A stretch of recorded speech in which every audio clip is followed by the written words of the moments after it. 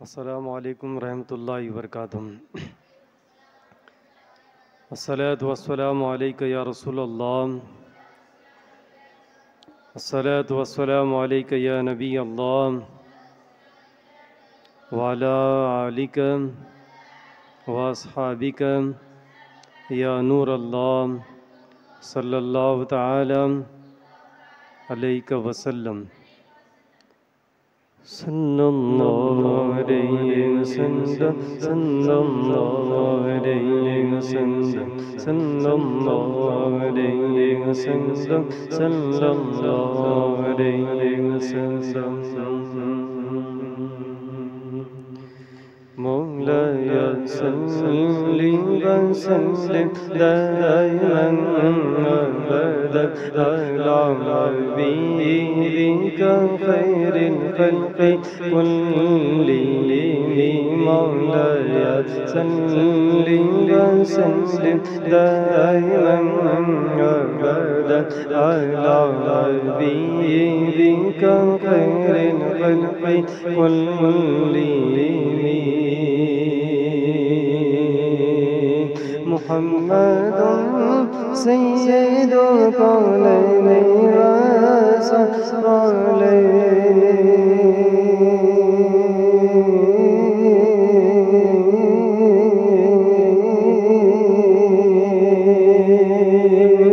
محمد سید الکونین والثقلین والفریقین من عرب ومن عجم، مولاي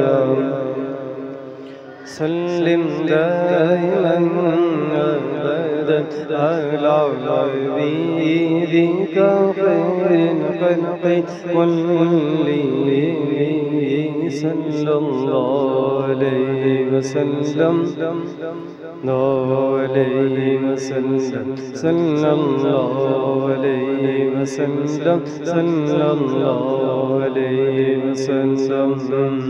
صبح طیبہ میں ہوئی بڑھتا ہے بڑا نور کا، صدقہ لے لے نور کا، آیا ہے تارا نور کا، 12ویں کے چاند کا مجڑا ہے سجدہ نور کا، بار برجوں سے جھکا ایک ایک ستارہ نور کا، باغ طیبہ میں سوانا پھول پھولا نور کا، مست وہ ہے بلبلیں پڑھتی ہے کلمہ نور کا، میں گدا تو بادشاہ بھر دے پیالہ نور کا، نور دن دونا تیرا دے ڈال صدقہ نور کا،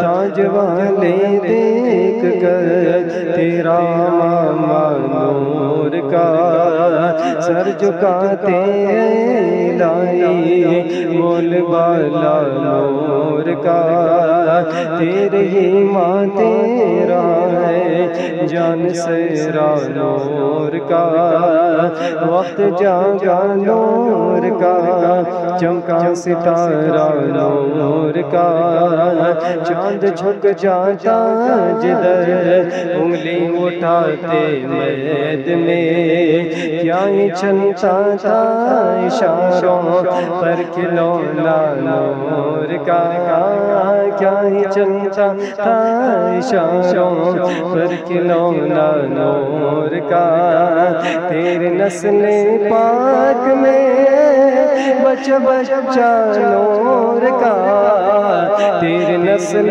پاک میں بچہ بچہ نور کا، تو ہے نور تیرا سب گھرانہ نور کا، مولاي صلی وسلم دائما أبدا على حبيبك خير الخلق كلهم، والحبیب الذی ترجى شفاعته والحبیب الذی ترجى شفاعته لكل عقل من الأهوال مخترم مولاي وسلم دائما أبدا على حبيبك خير الخلق كلهم يا ربي بالمصطفى بلغ مقاصدنا يا ربي بالمصطفى بلغ مقاصدنا يا ربي بالمصطفى بلغ مقاصدنا واغفر لنا ما مضى وصي الكرم مولاي صل وسلم دائما أبدا على حبيبي خلق الله مولاي صل وسلم دائما أبدا على حبيبي خلق الله مولاي صل وسلم دائما أبدا على حبيبك خير الخلق كلهم.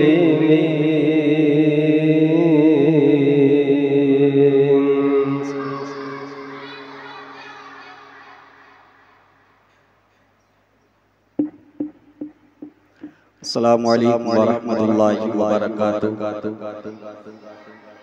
آئیے پیارے آقا صلی اللہ علیہ وسلم کے پیارے دیوانوں میرے ساتھ مل کر کے درود پاک پڑھیں. پڑھیے صلی اللہ علیہ یا رسول اللہ وسلم علیہ یا حبیب اللہ صلی اللہ علیہ یا رسول اللہ وسلم علیہ یا حبیب اللہ. کیوں کرنا میرے دل میں ہو الفت رسول کی الفت رسول کی. کیوں کرنا میرے دل میں ہو الفت رسول کی الفت رسول کی. جنت میں لے کے جائے گی جنت میں لے کے جائے گی جنت میں لے کے جائے گی چاہت رسول کی. جنت میں لے کے جائے گی چاہت رسول کی چاہت رسول کی. بگڑی بھی بنائیں گے در پہ بھی بلائیں گے بنائیں گے در پہ بھی بلائیں گے. گھبراؤ نہ دیوانوں سرکار بلائیں گے. چلتا ہوں میں بھی قافلے والوں رکو ذرا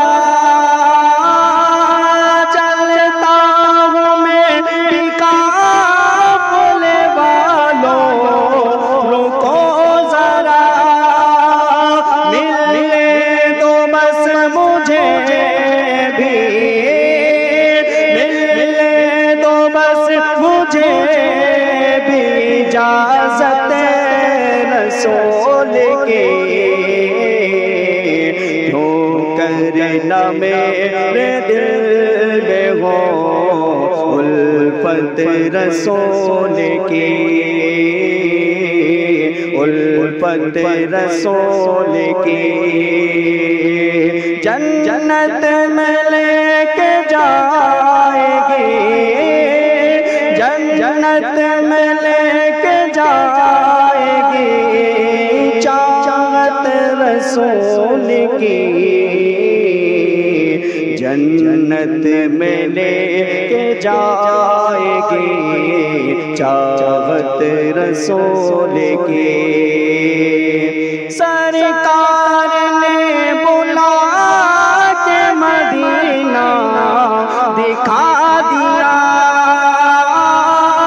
سرکار نے بلا کے مدینہ دکھا دیا ہوگی مجھے نصیب ہوگی مجھے نصیب شفاعت رسول کی کیوں کرنا میرا الفت رسول کی الفت رسول کی جنت میں لے کے جائے گی جنت میں لے کے جائے گی چاہت رسول کی جنت میں لے کے جائے گی چاہت رسول کی قبر میں سرکار آئے تو میں قدموں میں گرو قبر میں سرکار آئے تو میں قدموں میں گرو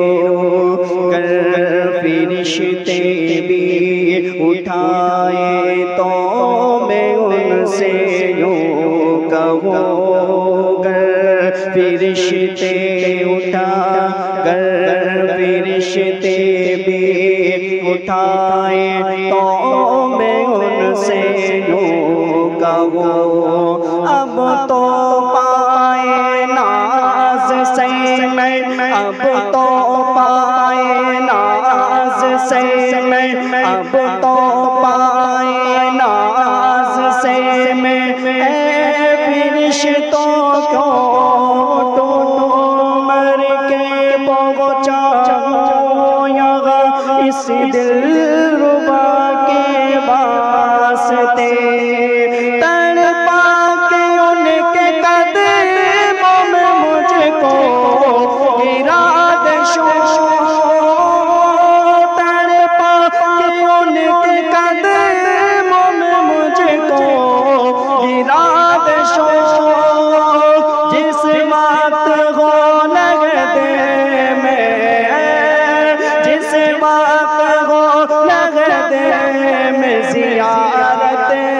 رسول کی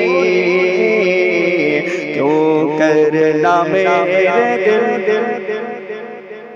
الفت رسول کی الفت رسول کی جنت میں لے کے جائے گی جنت میں لے کے جائے گی چاہت رسول کی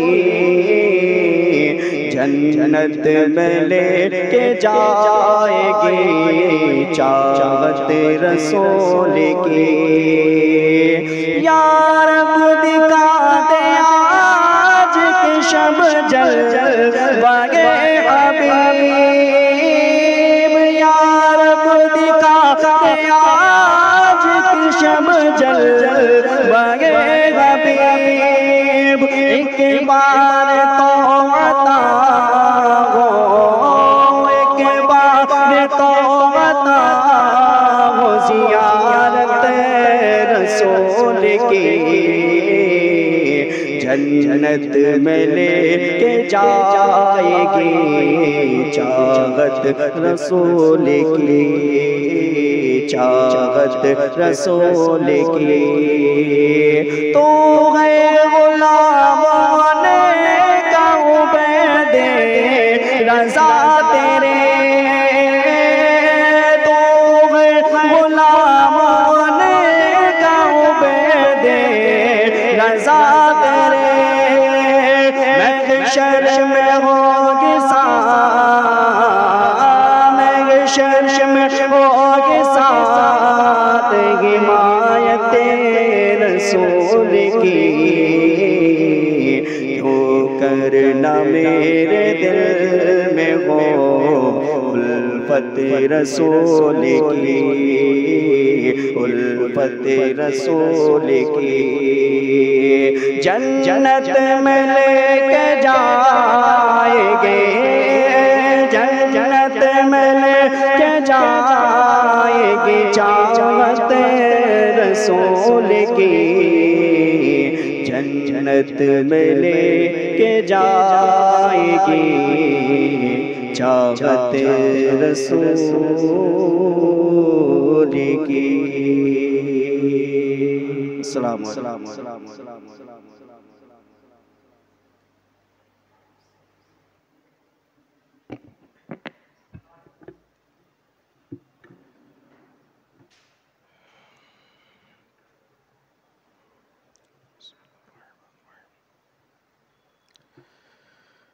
الحمد للہ رب العالمین والعاقبۃ للمتقین والصلاة والسلام علی سیدنا وسید الانبیاء والمرسلین وعلی آلہ واصحابہ الطیبین الطاہرین اما بعد فاعوذ باللہ من الشیطان الرجیم بسم اللہ الرحمن الرحیم قال اللہ تبارک و تعالی فی القرآن المجید والفرقان الحمید یا ایہا الذین آمنوا توبوا الی اللہ توبۃ نصوحا آمنت باللہ صدق اللہ العظیم صدق رسولہ النبی الامین المتین الکریم ونحن علی ذلک لمن الشاہدین والشاکرین والحمد للہ رب العالمین برادران ملت اسلامیہ و حاضرین بزم سنی اجتماع السلام علیکم ورحمۃ اللہ وبرکاتہ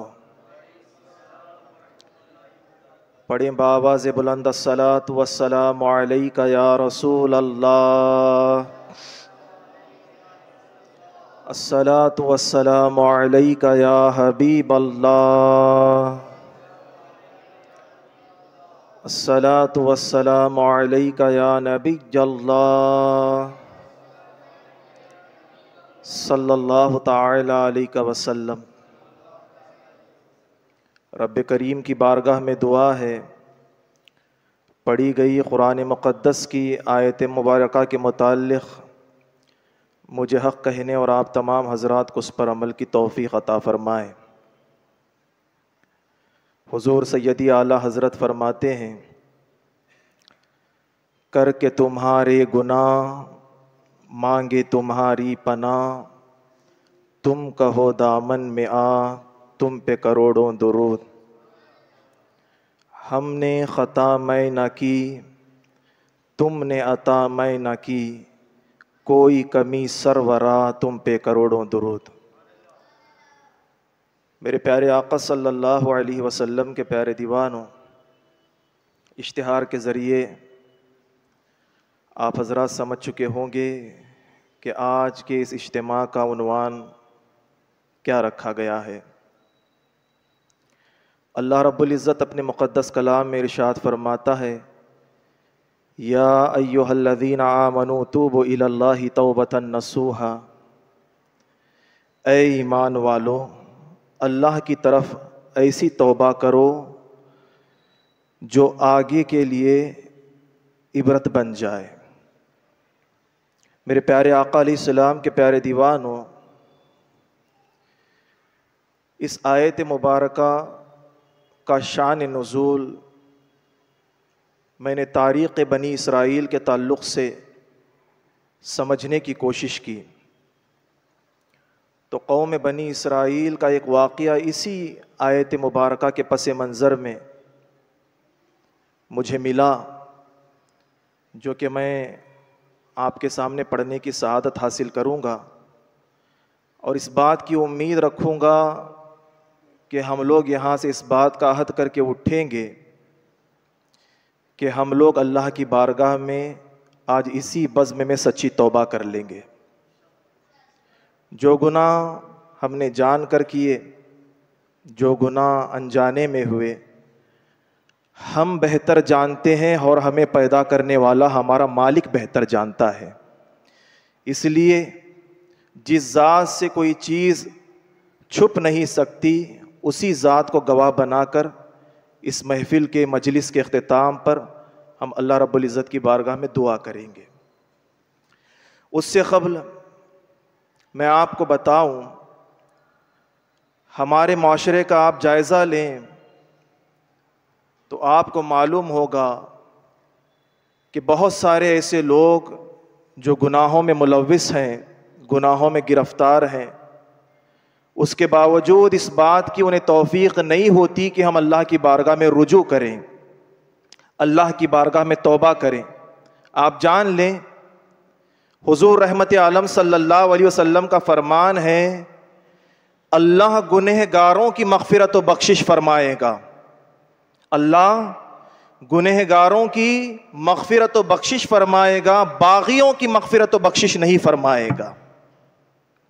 اب آپ سوچ رہے ہوں گے کہ وہ باغی کون ہو سکتا ہے؟ قرآن و حدیث کی روشنی میں آپ سمجھنے کی کوشش کریں۔ فرعون گنہگار بھی تھا اور اللہ کا باغی بھی تھا، نمرود بدکار بھی تھا، اللہ کا باغی بھی تھا، شداد اللہ کا باغی تھا، حامان اللہ کا باغی تھا، اسی طریقے سے عتبہ، شیبہ، ابو جہل، یہ سب لوگ اللہ رب العزت کے باغی تھے۔ جو اللہ سے بغض رکھنے والے ہوں گے، جو اللہ کے دین سے بغاوت کرنے والے ہوں گے، ان کی مغفرت و بخشش اللہ رب العزت قطعاً ہرگز ہرگز نہیں فرمائے گا۔ میرے پیارے آقا علیہ السلام کے پیارے دیوانوں، ہم لوگ نے اس بات کو سمجھ لیا کہ اللہ سے کس کس نے بغاوت کی۔ اب ہماری زندگی کا احتساب ہمیں کرنے کی بھی ضرورت ہے۔ اللہ ماشاء اللہ ہمارے معاشرے کا، ہمارے نوجوانوں کا، ہمارے دوست و احبابوں کا اگر جائزہ لیں تو یہ بات کثرت سے معلوم ہوتی ہے، کہیں نہ کہیں اللہ رب العزت کی ذات بابرکات کے تعلق سے ہم لوگوں کے اندر بھی بغاوت موجود ہے۔ آپ سوچ رہے ہوں گے ہم کب سے اللہ کے باغی بن گئے اور ہم نے کب اللہ کی ذات سے بغاوت کی۔ اللہ سے بغاوت کرنے کا مطلب یہ نہیں اللہ کا انکار کرنا۔ صوفیاء کرام فرماتے ہیں اللہ سے بغاوت کرنے کا مطلب یہ بھی ہے کہ خدا کی عبادت کو چھوڑ دینا، خدا کے روزوں کو فراموش کر دینا، خدا کے احکام کو، خدا کے فرامین کو اپنے پسے پشت ڈال دینا، یہ بھی اللہ رب العزت کی ذات سے بغاوت کرنا ہے۔ تو اسی پس منظر میں آپ سوچنے کی کوشش کریں، اگر ہم اس ماحول میں ہیں ہمیں غور و فکر کرنے کی ضرورت ہے۔ ایسی بغاوت اگر ہماری ذات سے، ہمارے وجود سے، ہمارے اجسام سے سرزد ہو رہی ہے تو ہمیں فوراً اللہ رب العزت کی بارگاہ میں توبہ کرنے کی ضرورت ہے۔ آج ہمارے معاشرے کا آپ جائزہ لیں، بہت سارے لوگ آپ کو بے نمازی ملیں گے، بہت سارے لوگ آپ کو بے روزگار ملیں گے، بہت سارے ایسے اہل ثروت لوگ جنہیں اللہ رب العزت نے مال و دولت کے انبار عطا کیے، جب راہ خدا میں خرچ کرنے کی بات آتی ہے، جب راہ خدا میں صرف کرنے کی بات آتی ہے، وہاں ہمارے ہاتھ پیچھے ہوتے ہوئے نظر آتے ہیں۔ ان لوگوں کو اپنی زندگیوں کا احتساب کرنے کی ضرورت ہے، کہیں میری ذات سے اللہ کی بارگاہ میں بغاوت تو نہیں ہو رہی، اللہ رب العزت سے میری ذات سے اللہ رب العزت کی بارگاہ میں نافرمانی تو نہیں ہو رہی۔ اگر کما حق ہو ہماری ذات سے اللہ رب العزت کی بارگاہ میں نافرمانی ہو رہی ہے، بغاوت ہو رہی ہے، نہ ہماری مغفرت دنیا میں ہوگی، نہ ہماری مغفرت آخرت میں ہو پائے گی۔ اس لیے میرے پیارے آقا علیہ السلام کے پیارے دیوانوں، ہمیں ضرورت ہے اس بات کی کہ ہم اپنی ذات کے تعلق سے سوچیں۔ مجھے ایک جملہ حضور امیر سنی دعوت اسلامی کا یاد آتا ہے۔ حضرت کے ساتھ میں سفر پر تھا، حضور قبلہ نے مجھ سے پوچھا کہ بیٹا پروگرام کا عنوان کیا رکھا ہے؟ تو میں نے برجستہ کہا کہ حضور اصلاح معاشرہ رکھا ہے۔ حضرت امیر سنی دعوت اسلامی حضور دائی کبیر کار کی فرنٹ سیٹ پر بیٹھے ہوئے تھے، پیچھے مڑے مجھے دیکھا، دیکھ کر مسکرائے، کہا کہ بیٹا ابھی بھی اصلاح معاشرہ ہی ہو رہا ہے، ہونا تو یہ چاہیے تھا کہ اصلاح ذات ہم لوگ کرتے۔ بیٹا ایک کام کرو، آج کے بعد سے اصلاح معاشرہ کا نام تبدیل کر کے اصلاح ذات رکھ لو۔ جب تک ہماری ذات تبدیل نہیں ہوگی تب تک معاشرہ تبدیل ہوتا ہوا نظر نہیں آئے گا۔ اس لیے ذات کو تبدیل کرنے کی ضرورت ہے۔ سینکڑوں برائیاں ہم اپنے اندر رکھ کر اگر قوم کو سدھارنے کی کوشش کریں گے تو قوم کیسے سدھرے گی؟ میں خود برا ہوں، میں کسی کو نیکی کی دعوت دوں گا تو وہ نیکی کے قریب کیسے آئے گا؟ خیر اللہ ماشاء اللہ، حالات کی تبدیلی بہت اشد ضروری ہے۔ میرے پیارے آقا علیہ السلام کے پیارے دیوانوں، تو میں عرض کر رہا تھا، حضرت جنید الطائفہ جنید بغدادی رحمۃ اللہ تعالی علیہ ایک راستے سے گزر رہے تھے، دیکھا کہ مے خانہ ہے، جسے عام زبان میں شراب خانہ ہم کہتے ہیں، اسی سڑک کے کنارے گندی نالی میں ایک شرابی شراب پی کر مدہوش ہو کر اس نالی میں گرا پڑا ہے۔ جنید بغدادی گزر رہے تھے، قدموں کو آگے بڑھایا، قدم روک لیے، اس کے بعد دل میں خیال کیا جیسا بھی ہو ہے تو اللہ کا ہی بندہ۔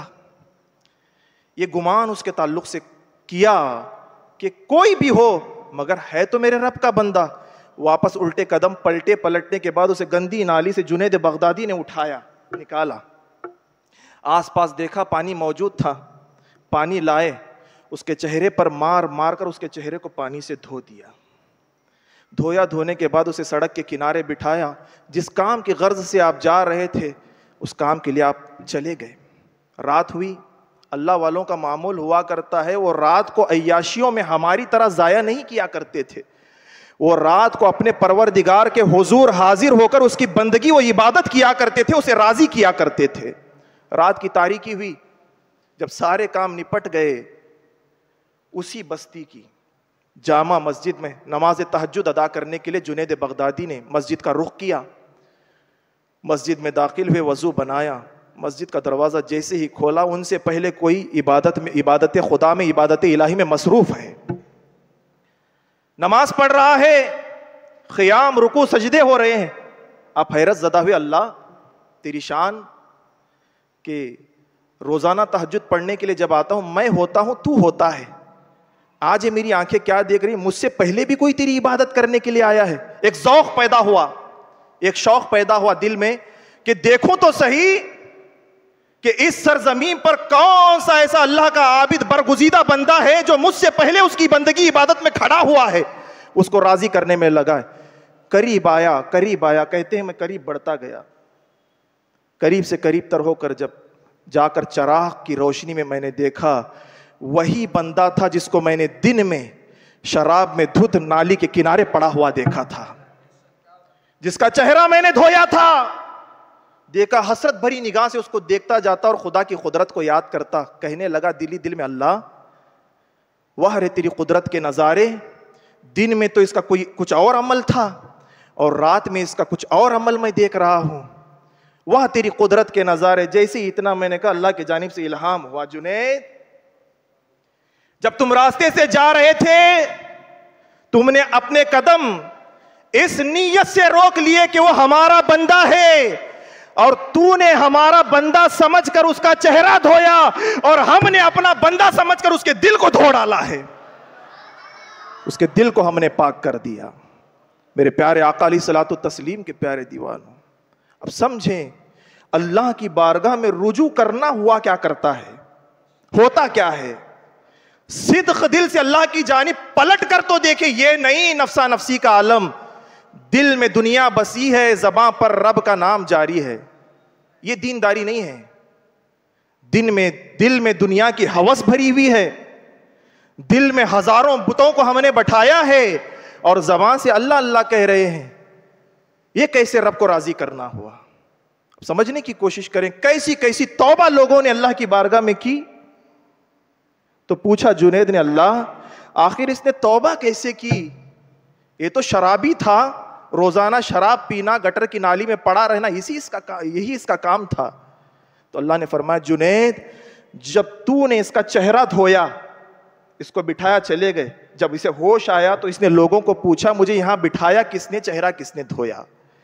تو جانے والے راہ گیروں نے بتایا وہ ظالم اپنے نفس پر, اپنی جان پر ظلم کرنے والے جانتا ہے تو ویسے کہ ویسا روزانہ جیسے نالی میں پڑا رہتا اب بھی پڑا رہتا, مگر میں تیری عظمتوں پر, تیری شان پر قربان جاؤں کہ وقت کے ولی کامل جنید بغدادی کا گزر یہاں سے ہوا.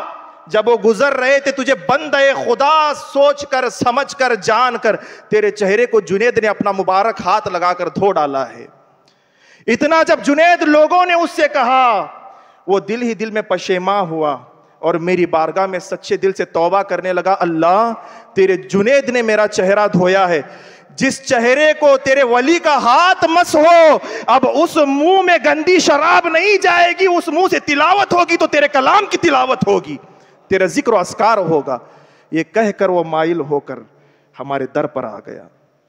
یہ توبہ ہوا کرتی ہے. ہر انسان کے اندر ضمیر ہوتا ہے, ضمیر. علماء کرام موجود ہے, جانتے ہیں قرآن نے کہا نفس امارہ, نفس مطمئنہ. اس کے تعلق سے میں بار بار کہہ بھی چکا ہوں, بتا بھی چکا ہوں. جو نفس مطمئنہ ہے یہ لوگوں کو نیکی کی طرف ابھارتا ہے. اگر بندہ گناہ کا ارتکاب کر بھی لے تو یہ جو ہمارے اندر نفس مطمئنہ ہے یہ اپنے آپ کو ملامت کرتا ہے کہ تو نے غلط کیا ہے, معافی مانگ اپنی رب کی بارگاہ میں. مسلم شریف کی حدیث ہے, قبیلہ جہینہ کی ایک خاتون آقا کونین صلی اللہ علیہ وسلم کی بارگاہ میں حاضر ہوئی. اس حدیث کو روایت حضرت عمران رضی اللہ تعالیٰ عنہ کر رہے ہیں. وہ کہتے ہیں آقا نعمت صلی اللہ علیہ وسلم کی بارگاہ میں ہم حاضر تھے, قبیلہ جہینہ کی ایک خاتون آئی, کہنے لگی یا رسول اللہ صلی اللہ علیہ وسلم میں گناہ کی مرتکب ہو گئی ہوں اور میرے رب پر یہ بات واجب ہے کہ وہ مجھے سخت سے سخت سزا دے. آقا کونین صلی اللہ علیہ وسلم نے فرمایا اے خاتون بتا تو صحیح کہ تو نے کون سا ایسا گناہ کیا جس کی بنیاد پر میرے رب پر یہ بات واجب ہو چکی ہے کہ وہ تجھے عذاب دے, سزا دے. خاتون عرض کرنے لگی یا رسول اللہ صلی اللہ علیہ وسلم میں نے زنا کر لیا ہے, اور زنا ہی نہیں کیا, اس زنا کی بنیاد پر میرا حمل قرار پا گیا ہے, میں حاملہ ہو گئی ہوں. آقا کونین صلی اللہ علیہ وسلم نے فرمایا کہ تمہارے ولی کو بلایا جائے جو تمہارا ذمہ دار ہے, حاکم ہے, محکم ہے. بلایا گیا. جو قبیلے کا شخص تھا وہ آیا. آنے کے بعد کھڑا ہوا آقا کی بارگاہ میں. حضور علیہ السلام نے تاکید فرمائی جب تک یہ بچے کو جنم نہ دے اچھے سے اس کا خیال رکھا جائے. کیا شان ہے نبی کونین صلی اللہ علیہ وسلم کی. چھوٹی چھوٹی بات پر الزام تراشی, چھوٹی چھوٹی بات پر بحث و مباحثے, چھوٹی چھوٹی بات پر ایک دوسرے کو پیچھے کرنے کی نیتیں. سلطان صلاح الدین ایوبی رحمۃ اللہ تعالی علیہ فرماتے ہیں اگر مسلمان کا دشمن نہ ہوتا تو پوری دنیا پر مسلمان ہی غالب آ جاتے. کیسی فراست تھی اللہ والوں کی, کیسی سوچ تھی ان کی. اس شخص سے کہا کہ لے جاؤ اسے, جب یہ بچے کو جنم دے دے تب لے کر آنا. آقا کریم صلی اللہ علیہ وسلم کی بارگاہ میں اس خاتون کو لایا گیا. جب بچہ اس نے جن لیا, حضور رحمت عالم صلی اللہ علیہ وسلم نے فرمایا اس کو رجم کیا جائے, پتھر سے مارا جائے. جب اس کو کھمبے سے باندھنے لگے صحابہ کرام اس خاتون کو, تو آقا کریم صلی اللہ علیہ وسلم نے فرمایا اس کی سطر نہ کھلے, اس طریقے سے اس کے لباس کے ساتھ اس کو باندھا جائے. جب اس پر پتھر برسائے جائے, ممکن اس بات کا ہے پتھر کی مار کی بنیاد پر اس کی سطر کھل جائے, اس لیے اس کی سطر کو اچھے سے باندھا جائے رسیوں کے ساتھ, اس کے بعد اسے رجم کیا جائے. تو آقا رحیم صلی اللہ علیہ وسلم کے حکم کے مطابق باندھا گیا اسی انداز و کیفیت سے. اب رجم کیا گیا, وہیں پر وہ خاتون شہید ہو گئی. دنیا کی سزا پا کر اس نے نجات حاصل کر لی. آقا کریم صلی اللہ علیہ وسلم نے حکم دیا کہ خواتین کو بلایا جائے مدینے کی, اس کو غسل دیا جائے, کفن دیا جائے, اور میں اللہ کا رسول محمد عربی اس کی جنازے کی نماز پڑھاؤں گا. کیا شان ہے ان لوگوں کی جن کی نماز تمام نبیوں کے سلطان اور سردار پڑھائیں، وہ جنتی نہیں ہے تو کون جنتی ہے؟ تو حضور علیہ السلام نے جنازے کی نماز پڑھائی، فارغ ہوئے، حضرت عمر ابن خطاب موجود تھے قریب، عرض کیا یا رسول اللہ صلی اللہ علیہ وسلم آپ نے زحمت کیوں فرمائی اس کی نماز جنازہ پڑھانے کے لیے؟ یہ تو زانیہ تھی، زانیہ، بڑا گناہ اس نے کیا ہے یا رسول اللہ، ایسی گنہگار خاتون کی نماز آپ جیسا اللہ کا مقدس نبی پڑھائے گا؟ کسی اور کو کہہ دیتے کوئی پڑھا لیتا۔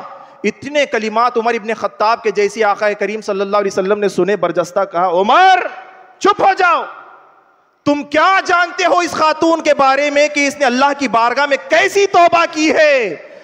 اگر اس کی توبہ کو تقسیم کر کے مدینے کے 70 گنہگاروں میں بانٹ دیا جائے تو 70 گنہگاروں کے لیے اس کی توبہ کافی ہو جائے گی، اور اللہ تعالیٰ ان 70 گنہگاروں کی مغفرت و بخشش فرما دے گا، 70 گنہگاروں کی مغفرت و بخشش فرما دے گا۔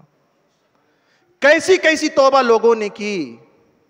آج ہمارا دل مائل ہوتا ہے توبہ کے جانب، ایسا نہیں ہے کہ اتنے سخت دل لوگ ہیں، ہر ایک کا دل مائل ہوتا ہے توبہ کے جانب، مگر توبہ ہم زبانی کرتے ہیں، دل سے توبہ نہیں کرتے۔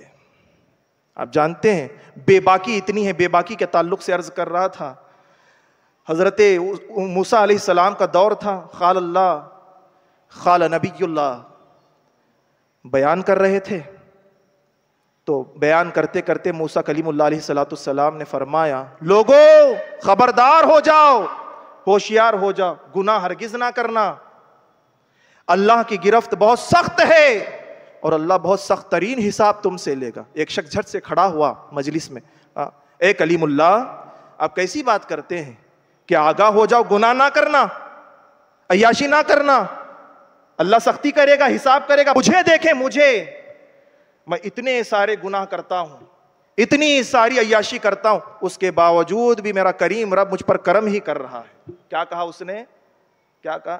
ایسے لوگ ہمارے معاشرے میں موجود ہیں، اس لیے ان باتوں کو بتانا میں نے ضروری سمجھا۔ بہت سارے افراد ایسے موجود ہیں جن کو اللہ نے دولت سے نوازا، عزت سے نوازا، شہرت سے نوازا، عیش کی زندگی گزار رہے ہیں، جب بات توبہ کی آتی ہے یہی خیال کرتے ہیں جیسے قوم بنی اسرائیل کے شخص نے خیال کیا، تصور کیا۔ پیغمبر خدا سے مخاطب ہو کر کہنے لگا اے اللہ کے نبی کیسی بات کرتے ہیں، میں تو عیاشی پر عیاشی کر رہا ہوں مگر اللہ مجھے نہیں پکڑ رہا، مجھے سزا نہیں دے رہا۔ موسیٰ کلیم اللہ علیہ السلام حیرت زدہ ہو کر اسے دیکھ ہی رہے تھے، جبریل امی آ گئے، اے پیغمبر کہیے اس سے، اللہ رب العزت کے نزدیک گنہگار بندوں کے لیے سب سے بدترین سزا یہ ہے کہ اللہ رب العزت ان کی دولت کو نہیں چھینتا، ان کے کھانے پینے کو نہیں روکتا، ان کے آرام میں خلل پیدا نہیں کرتا۔ تو کلیم علیہ السلام نے فرمایا جبریل بتاؤ تو اللہ رب العزت کا عذاب ایسے عیاشوں پر کیا ہے؟ تو جبریل امین نے کہا آپ کا رب آپ سے کہتا ہے جو اللہ کی جانب غفلت برتتے ہیں، غافل ہو جاتے ہیں، گناہ کرنے کے باوجود توبہ نہیں کرتے، اللہ رب العزت کی سب سے بڑی سزا ان بندوں کے لیے یہ ہے کہ اللہ رب العزت ان سے سجدے کی توفیق کو چھین لیتا ہے، سجدے کی توفیق انہیں عطا نہیں کرتا،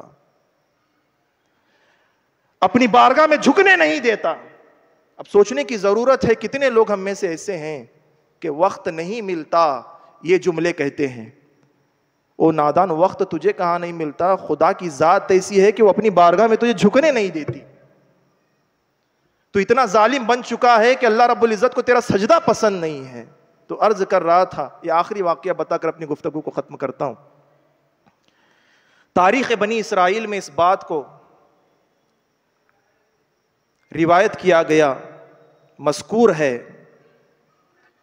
نسوح نامی ایک شخص تھا، جو میں نے آیت پڑھی، نسوح نامی ایک شخص تھا جو دن بھر لوگوں کے درمیان متقی، پرہیزگار، اللہ والا بنا بیٹھا رہتا تھا۔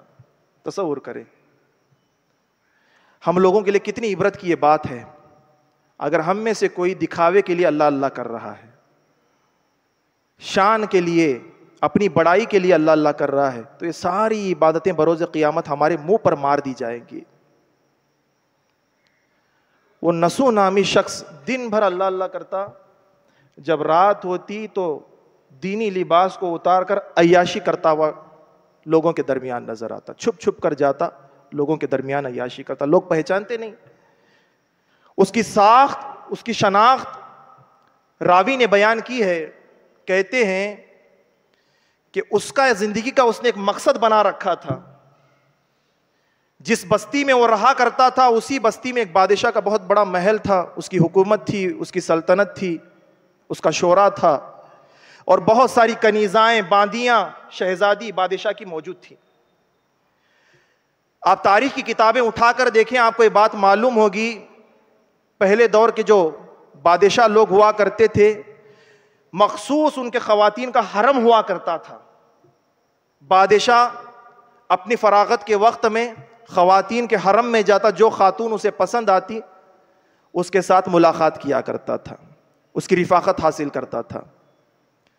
تو اس بادشاہ کے حرم میں بہت ساری خواتین تھی, بادشاہ کی شہزادی بھی تھی. یہ جو نسو نامی شخص تھا بہت جوان تھا, اللہ نے بڑا حسن عطا کیا تھا, اور اتنا حسین تھا کہ اگر اسے کوئی دیکھتا تو لڑکا نہیں کہتا بلکہ زنانہ, لڑکی کہتا. یعنی کہ چہرہ اتنا نرم تھا, چہرے کی ساخت سخت نہیں تھی. جیسے مردوں کو داڑھی آتی ہے, روایت میں لکھا گیا اسے داڑھی نہیں تھی. اس کا وجود, اس کا جسم کوئی دیکھ لیتا تو سمجھ جاتا کہ یہ مرد نہیں ہے, عورت ہے. اس طریقے سے اللہ رب العزت نے اسے بنایا تھا اپنی شان کے مطابق. تو اس کا معمول تھا جب بھی حرم میں بادشاہ کے باندیاں, کنیزائیں, شہزادیاں جب غسل کرنے کے لیے غسل خانے میں جاتی تو یہ نسو نامی شخص اپنا لبادہ تبدیل کر کے, چینج کر کے, زنانہ لباس پہن کر اس غسل خانے میں داخل ہو جاتا. ہو جانے کے بعد وہاں کی کنیزاؤں کو, باندیوں کو اپنے ہاتھوں کا مساج دیا کرتا تھا, غیر محرموں کو چھوتا تھا. اور فرمایا گیا اور ان خواتین کو چھو کر اپنے ہاتھوں سے لذت حاصل کیا کرتا تھا, اپنے جسم سے ان کے جسموں کو غسل کے بہانے مس کیا کرتا تھا. آپ جانتے ہیں حضور رحمت عالم صلی اللہ علیہ وسلم ارشاد فرماتے ہیں کسی نامحرم کا ہاتھ کسی نامحرم کے ہاتھ سے مس بھی ہو گیا, لگ بھی گیا, تو اگر اس ہاتھ پر کسی کا حق ہے تو جہنم کی آگ کا حق ہے, جہنم کی آگ کا حق ہے. آج کیا ہو رہا ہے, عروسوں کے نام پر فلاں ولی کا عرس آ گیا, فلاں صحابی کا عرس ہو رہا ہے, فلاں یہ ہو رہا ہے, فلاں وہ ہو رہا ہے. عرس کے بہانے سے جا کر غیر محرم لڑکیوں کو ہاتھ لگانے والے سوچ لیں کہ اللہ کا عذاب کتنا سخت ترین ہے. حضور نے فرمایا اگر اس ہاتھ پر جس کے ہاتھ نے کسی نامحرم کو چھوا ہو حق ہے تو جہنم کی آگ کا حق ہے, وہ ہاتھ ضرور بضرور جہنم کی آگ میں جلایا جائے گا. میرے پیارے آقا علیہ الصلوۃ والتسلیم کے پیارے دیوان, اور نسو جاتا, جانے کے بعد چھوتا, لذت حاصل کرتا اور اس غسل خانے سے باہر آ جاتا. روزانہ کا یہی معمول تھا. اور شہزادی بھی بادشاہ کی اس سے مساج لیا کرتی تھی. اب کیا معلوم خواتین کو کہ خواتین کا لبادہ پہن کر مرد آیا ہے یا خاتون آئی ہے. ہر ایک اسی نسو کا مطالبہ کرتے غسل خانے میں. کسی کو غسل کرنے کی حاجت ہوتی, مساج کرانے کی حاجت ہوتی تو خواتین کہتی نسو کہاں ہے, اس سے مساج لینا چاہتی ہیں. تو آ جاتا, آنے کے بعد مساج کرتا معاذ اللہ. تو ایک دن ایسا ہوا کہ شہزادی غسل خانے میں تھی, کہا کہ نسو کو بلایا جائے, اس سے میں مساج لینا چاہتی ہوں. وہ آیا, زنانہ لباس میں آنے کے بعد مساج کرنے لگا شہزادی کو. کچھ دیر گزری, مساج مکمل ہو گیا, وہ پیچھے ہٹ گیا تو شور مچ گیا غسل خانے میں کہ شہزادی کا جو ہیرا تھا, گوہر تھا, وہ چوری ہو گیا. کہاں گیا گوہر؟ ڈھونڈو ڈھونڈو ڈھونڈو, اس گوہر کو ڈھونڈو, اس ہیرے کو ڈھونڈو. کوہرام مچ گیا غسل خانے میں. خواتین کہنے لگی اگر وہ ہیرا نہیں ملا تو پورے سلطنت کی دولت بھی لگا کر اس ہیرے کو حاصل کرنا چاہیں تو اس ایک ہیرے کو حاصل نہیں کر سکتی, اتنا قیمتی وہ ہیرا ہے. اب یہ بڑا پریشان ہوا کہ تلاشی لینا شروع کر دیں گے. اور ایک ایسا شخص تھا, فرماتے ہیں یہ غسل دیتا خواتین کو, آنے کے بعد اللہ کی بارگاہ میں توبہ کرتا کہ اللہ مجھے معاف کر دے, مجھے ایسا کام نہیں کرنا چاہیے تھا. پھر توبہ کو توڑ دیتا, پھر چلا جاتا عیاشی کرنے کے لیے, بدماشی کرنے کے لیے. پھر باہر جب آتا تو اللہ کی بارگاہ میں توبہ کرتا, اللہ آئندہ سے نہیں کروں گا. کتنی توبہ ہم اللہ کی بارگاہ میں کرتے ہیں, کتنی دفعہ ہم توڑ چکے ہیں. ہم جانتے ہیں, ہمارا مالک جانتا ہے. توڑ دیتا. اب پریشان ہوا, تلاشی شروع ہو گئی, خواتین ایک دوسرے کی تلاشی کرنے لگے.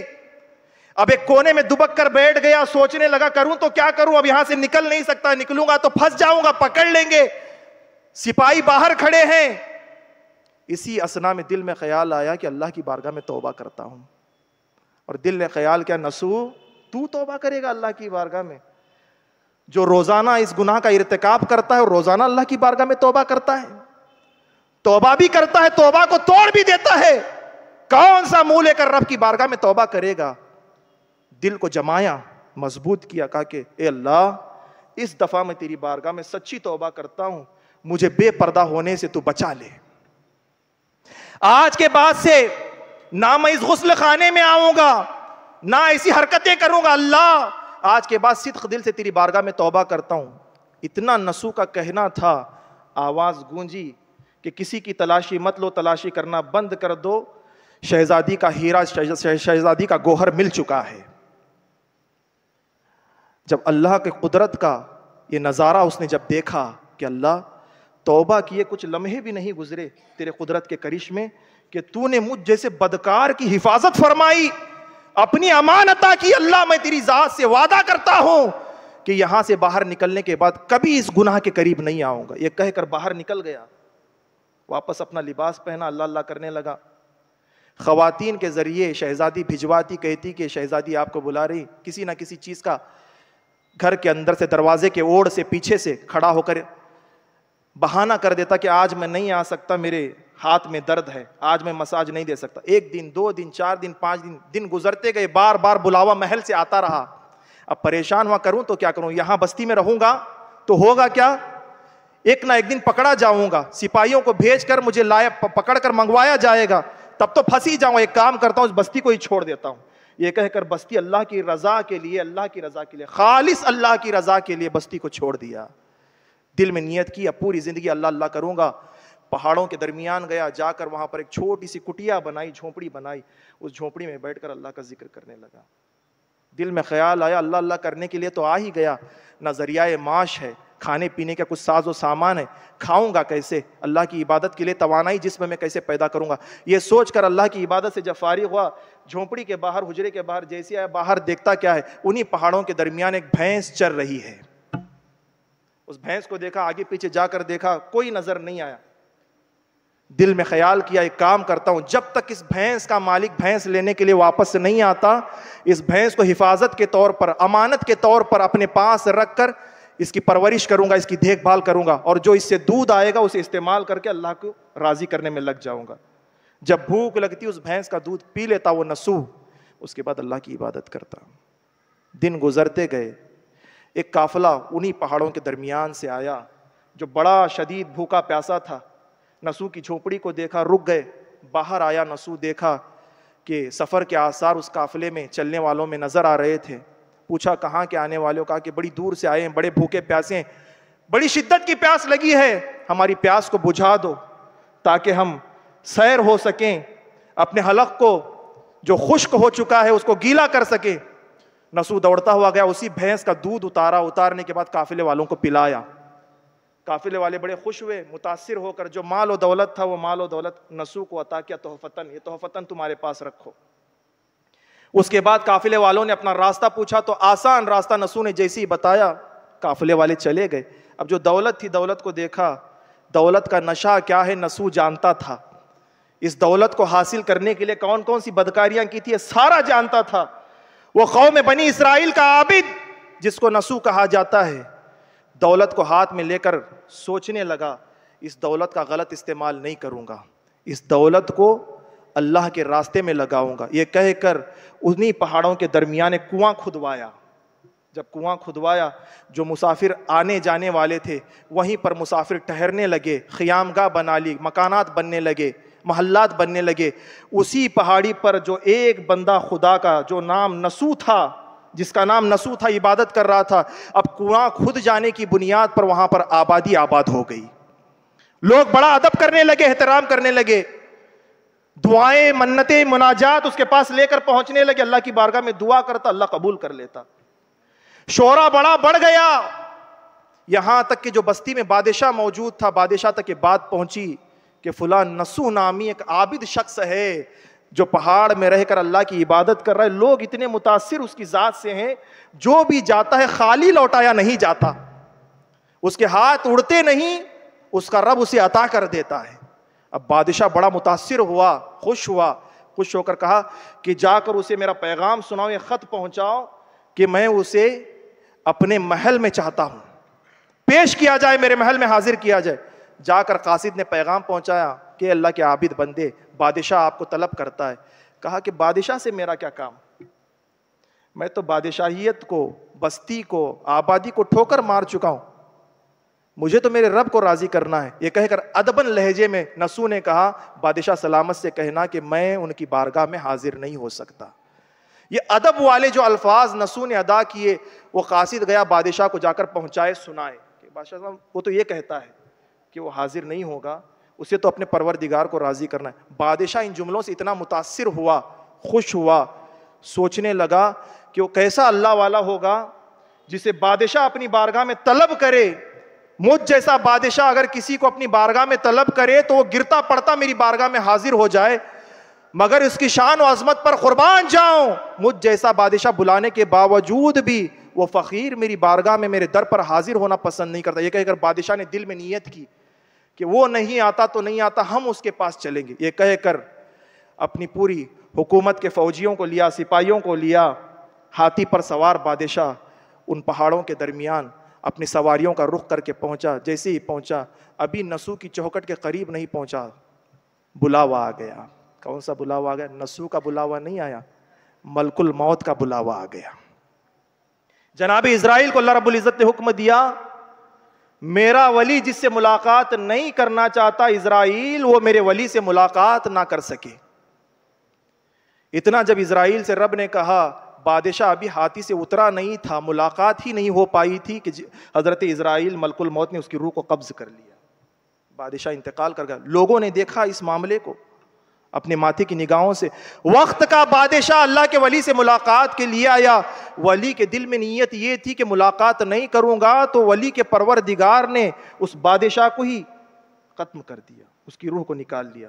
بہت زیادہ لوگ متاثر ہوئے، بہت زیادہ لوگ قریب ہونے لگے. جو بادشاہ کا محل تھا، آس پاس بستی والے تھے، سارے کے سارے نسو کو دیکھنے کے لیے آئے، ملاقات کی. اس کے بعد سب لوگوں نے مل کے مشورہ کیا کہ بادشاہ کا تو کوئی نائب نہیں ہے جس کو تخت پر بٹھایا جائے، حکومت چلائی جائے. الغرض یہ کر سکتے ہیں، بادشاہ جس کی ملاقات کے لیے آیا تھا اس نسو کو ہی بادشاہ وقت بنا دیتے ہیں. یہ کہہ کر سارے لوگوں نے اتفاق کر کے اس نسو کو اس حجرے سے اٹھایا، اس جھوپڑی سے اٹھایا، اس اللہ والے کو لے جا کر تخت پر براجمان کر دیا، بٹھا دیا. جس نے ہوس کی بنیاد پر، حرص کی بنیاد پر خواتین کا مساج کرنے کی نیت و غرض و غایت سے دولت حاصل کرنے کی کوشش کی، جیسے ہی سچے دل سے اللہ کی بارگاہ میں توبہ کی، اللہ رب العزت نے توبہ کو بھی قبول فرمایا اور اللہ رب العزت نے وقت کا بادشاہ بھی بنایا.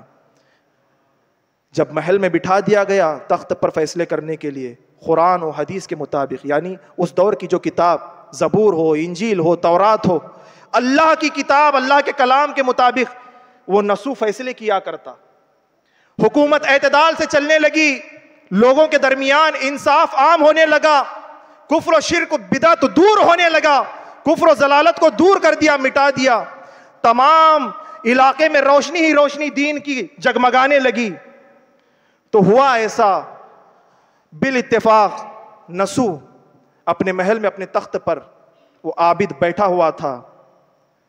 محفل سجی تھی، رعایا ساری کی ساری منتظر تھی، دیکھ رہی تھی کہ اب نسو کی زبان سے کون سے کلمات نکلیں گے. اسی اثنا میں ایک شخص محل میں داخل ہوا، سلام کیا، جواب دیا، کہا کہ اے بادشاہ وقت، آپ کی بارگاہ میں ایک سفارش لے کر آیا ہوں، اپنا مقدمہ لے کر آیا ہوں. کہا کہ کیا مقدمہ لائے ہو؟ وہ آنے والا شخص کہنے لگا، بادشاہ سلامت، بہت عرصہ گزر گیا ہے، میری ایک بھینس گم ہو گئی ہے. توجہ کریں، میری بھینس گم ہو گئی ہے، گلی گلی، محلے محلے، خطے خطے میں نے چھان ڈالا مگر میری بھینس مجھے کہیں نہیں ملی. میں نے سنا ہے آپ بڑا عدل و انصاف کرتے ہیں، لوگوں کی بڑی رہنمائی کرتے ہیں، اس لیے میں آپ کی بارگاہ میں آیا ہوں، میری بھینس کو مجھے لوٹا دیں۔ جیسی ہی نسو نے سنا، ساکت ہو کر بیٹھ کر اس شخص کو دیکھنے لگا۔ کچھ وقت گزرا، سکتہ ٹوٹا، مخاطب ہو کر کہنے لگا، اے بندے خدا مت گھبرا، جس بھینس کو تو تلاش کر رہا ہے وہ بھینس میرے پاس موجود ہے، اور تو نہیں جانتا اسی بھینس کے سہارے میں نے تقویٰ و طہارت کو اختیار کیا ہے، آج میں خدا کا بندہ بن پایا ہوں، تیرے احسان مجھ پر بہت زیادہ ہیں، اگر وہ بھینس حقیقت میں تیری ہے ابھی اسی وقت میں عادی حکومت و سلطنت تیرے نام کرتا ہوں۔ کسے کہا؟ ایک بھینس والے کو کہا۔ یہاں بھائی بھائیوں میں جھگڑے ہیں، جائیداد کو لے کر، زمینوں کو لے کر، کاروباروں کو لے کر، گاڑیوں کو لے کر، رشتوں کو لے کر جھگڑے ہیں، گھروں میں فسادات ہیں، مگر قربان جائیں اخلاص پر۔ نسو کا ایک معنی میں نے لغت میں دیکھا، اخلاص والا، مخلص کو نسو کہا جاتا ہے، جس کے اندر اخلاص ہی اخلاص موجود ہو اس کو نسو کہا جاتا ہے۔ تو اس نسو نے کہا کہ عادی حکومت و سلطنت میں تیرے نام کرتا ہوں، کیونکہ تیری بھینس میری زندگی کا اصل سبب بنی، مقصد بنی، اسی بھینس کے ذریعے میں نے تقویٰ و طہارت کو حاصل کیا۔ لوگ جو وزیر تھے، جو وزراء تھے، جو علماء تھے، بیٹھے ہوئے تھے آزو بازو نسو کے، حیرت زدہ ہو کر دیکھنے لگے کہ ہمارے بادشاہ کو کیا ہوا، ایک بھینس کے بدلے آدھی سلطنت و حکومت عطا کریں گے۔ ششدر ہو کر آپس میں خسر پھسر کر رہے تھے، باتیں کر رہے تھے، ایسا کیسے ہو سکتا ہے، اتنی بڑی حکومت ایک بھینس والے کو کیسے عطا کریں گے، اتنا سوچ ہی رہے تھے۔ وہ آنے والے شخص نے جو بھینس والا تھا ٹھنڈے لہجے میں مخاطب ہو کر نسو سے کہنے لگا، نسو تو جانتا ہے میں کون ہوں؟ کہ کون ہوں؟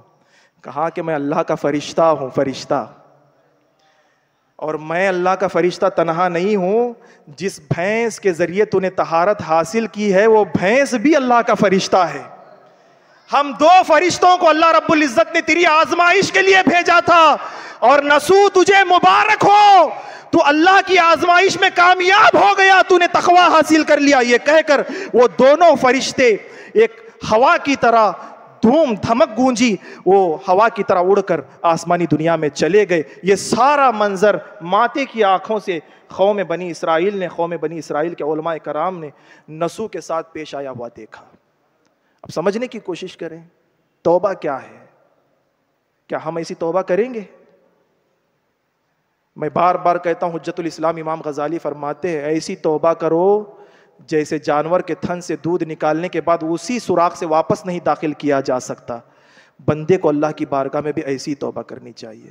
قرآن نے کیوں کہا یا ایھا الذین آمنوا توبوا الی اللہ توبۃ نصوحا، ایسی توبہ کرو ایمان والو، ایسی توبہ کرو کہ آگے والوں کے لیے تمہاری توبہ نصیحت بن جائے، جیسے بنی اسرائیل کی اس عابد نسو کی توبہ ہمارے لیے عبرت بن گئی ہے۔ اس لیے اپنے اندر انقلاب و بیداری پیدا کرنے کی کوشش کریں، اللہ کی بارگاہ میں رجوع کریں، اپنے خطاؤں کو، اپنے گناہوں کو اللہ کی بارگاہ میں پیش کر کے اجتناب کریں، توبہ کریں اور اللہ کی بارگاہ میں گڑ گڑائیں۔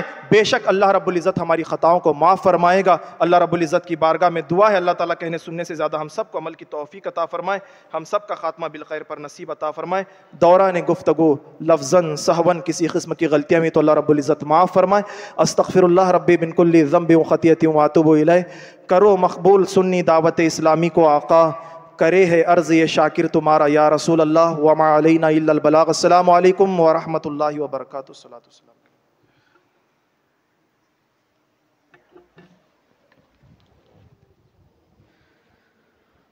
یا نبی سلام علیکہ، یا رسول سلام علیکہ، یا حبیب سلام علیکہ، صلوات اللہ علیکہ۔ آپ کا تشریف لانا وقت بھی کتنا سہانا، جگمگا ہوتا زمانہ، حوریں گاتی تھی ترانہ۔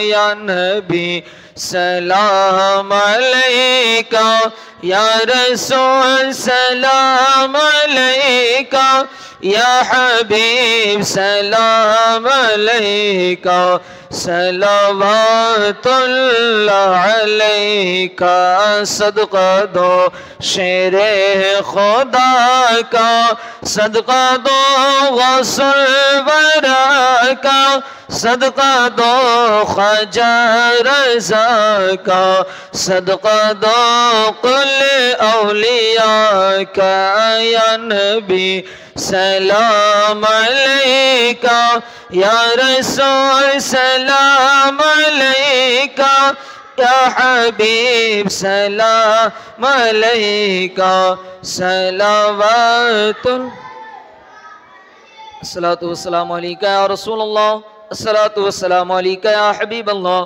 وعلی آلک واصحابک یا محمد رسول اللہ صلی اللہ تعالی علیہ وسلم الفاتحہ